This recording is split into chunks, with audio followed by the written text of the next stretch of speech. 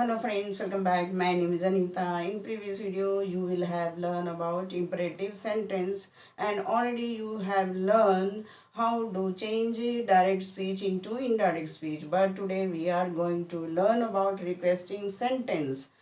There are given three sentences of direct speech. How do we change in and indirect speech? So आपका भविष्य की शुभकामनाओं के साथ अनीता अंग्रेजी ग्रामर चैनल में आपका स्वागत है। आज हम अपने टॉपिक में सीखेंगे जानेंगे रिक्वेस्टिंग सेंटेंस को डायरेक्ट स्पीच से इनडायरेक्ट स्पीच में कैसे कन्वर्ट किया जाता है। यहाँ उदाहरण से रूल को समझाऊंगी। अगर आपका जड़ मजबूत करना है तो रूल को समझना ही होगा। बहुतों की आदत होती है रटना, बिल्कुल रटना नहीं है। रटने से अगर आपका एग्ज़ाम में उस प्रकार का क्वेश्चन नहीं आता है तो बिल्कुल ठगे जाते हैं। तो अपने आप को बिल्कुल ठगाना नहीं है, बस जड़ मजबूत करना है। और जड़ मजबूत करने के लिए प्रोसेस को, रूल को समझना है। तो आइए वीडियो की शुरुआत करते हैं। रिक्वेस्टिंग वाले सेंटेंस में प्रायः प्लीज़ वर्ड यूज़ किया जाता है और समटाइम्स प्लीज़ वर्ड का यूज़ नहीं किया जाता है। और आप पिछले वीडियो से ही सीखते आ रहे हैं डायरेक्ट स्पीच से इनडायरेक्ट स्पीच में कन्वर्ट करना। तो डायरेक्ट स्पीच, कोई भी सेंटेंस का डायरेक्ट स्पीच हो, वर्ब से या फिर सेड या फिर सेड टू यूज़ किया जाता है। और रिक्वेस्टिंग सेंटेंस के डायरेक्ट स्पीच में से के लिए रिक्वेस्ट कन्वर्ट कर दिया जाता है इनडायरेक्ट स्पीच में। और अगर सेड हो या सेड टू हो तो इन दोनों के लिए रिक्वेस्टेड वर्ब यूज़ किया जाता है इनडायरेक्ट स्पीच में। तो यहाँ बिल्कुल क्लियर हो गया, रिपोर्टिंग वर्ब का सेड से हम रिक्वेस्टेड कन्वर्ट कर देते हैं। अब आगे बात आई रिपोर्टेड स्पीच के जो भी सेंटेंस है, और दोनों पार्ट को जोड़ने के लिए हम रिपोर्टेड स्पीच का मेन वर्ब के पहले टू का प्रयोग करते हैं। और इस तरह से to go, to eat, to wait, to drink, इस तरह से इन्फिनेटिव वर्ब हम बना देते हैं, यानी कन्वर्ट कर देते हैं। तो इस तरह से इनडायरेक्ट स्पीच बन जाता है। तो आइए यहाँ पहला, please please don't beat my friend, वो बिल्कुल बार बार अर्जी कर रही है, गिड़गिड़ा रही है और गिड़गिड़ाते हुए कह रही है कि प्लीज़ प्लीज़ मेरे फ्रेंड को मत मारो। He said to them.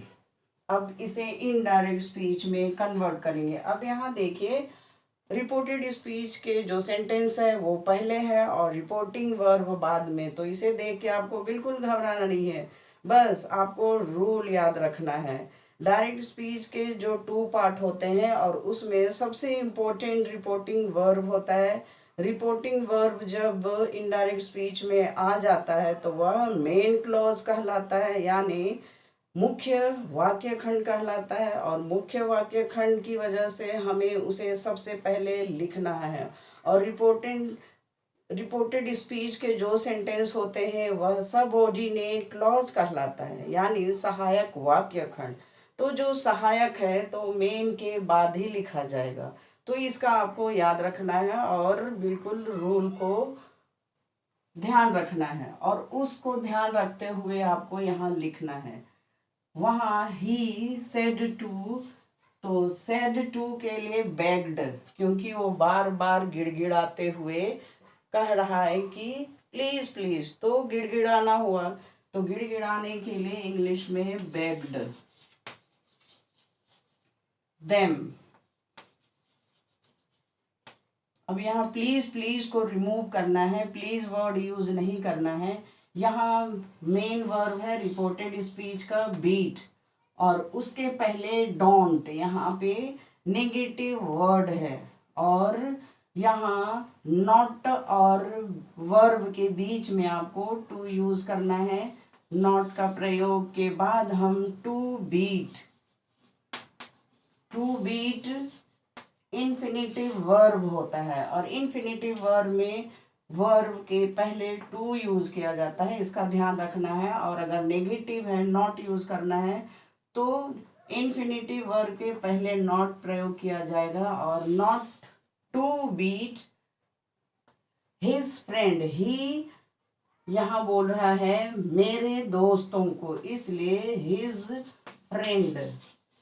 Reported speech के प्रोनाउन भी चेंज कर दिए जाते हैं।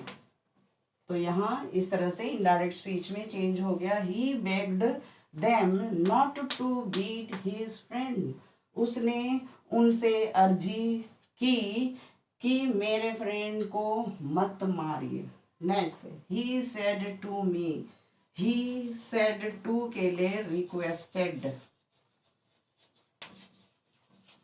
मी मुझसे रिक्वेस्ट किया, गिव मी यहाँ प्लीज नहीं है तो बस आपको यहाँ टू लगा देना है, और गिव का जो जी कैपिटल है उसे स्मॉल लेटर में, क्योंकि हम दोनों सेंटेंस को जोड़ते हुए यहाँ लिख रहे हैं टू गिव। अब यहाँ देखिए मी और योर, ये जो प्रोनाउन है उसे कन्वर्ट कर दिया जाएगा किसे देने के लिए, ही। तो ही का गिव हिम माय नाइफ। तो इस तरह से यहाँ उसने रिक्वेस्ट किया मुझसे कि मेरा चाकू उसे दे दिया जाए, टू गिव हिम, उसे दे दिया जाए। नेक्स्ट लास्ट है I said to her, I requested her, please remove करना है उसके जगह में to wait, to wait. Here का देयर, हियर मतलब यहाँ, और इनडायरेक्ट में देयर मतलब वहाँ, फॉर मी।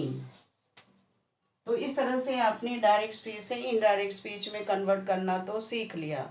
और यहाँ फिर से मैं आपको क्लियर कर देती हूँ, डायरेक्ट स्पीच में आपने रिपोर्टिंग वर्ब को इम्पोर्टेंट यानी मुख्य क्लॉज होता है, इसलिए सबसे पहले हम इसे लिखेंगे he begged them, he requested me, I requested हर।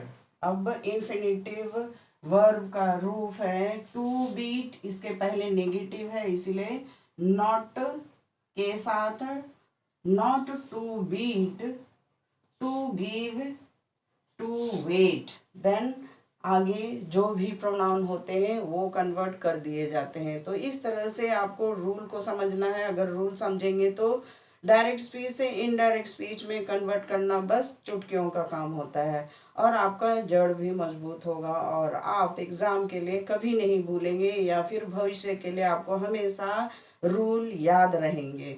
और इसलिए मेरा वीडियो अच्छा लगा हो तो सब्सक्राइब करना और लाइक करना बिल्कुल ना भूलें।